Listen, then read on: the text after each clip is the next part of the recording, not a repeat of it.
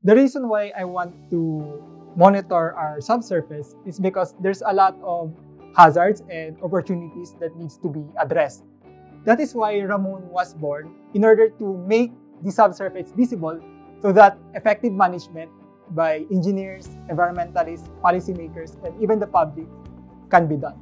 I'm Joseph Arcitel De Leon, and I'm the founder of Ramon.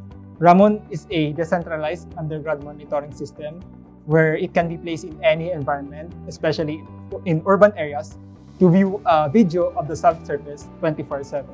The Ramon system works by having the transmitter inject current into the ground, and the voltage response is recorded by the receivers.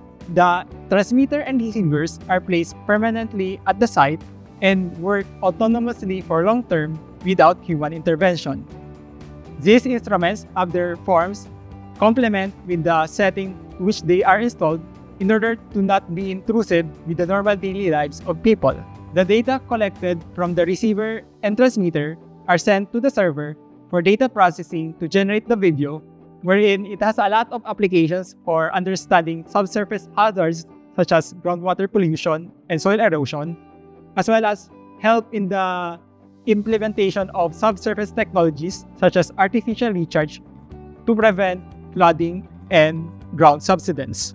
It is an honor to be awarded as the national winner in the James Dyson Award, as it would help me reach my goal to make Ramon into a reality where every sensor be placed in roads, public places, parking spots, and sidewalks. I hope that in the future, a lot of people would be aware and appreciate the importance of the subsurface in having a sustainable future. Thank you, James Dyson Foundation, for the recognition and support in making Ramon's goal into a reality, which is to see the unseen.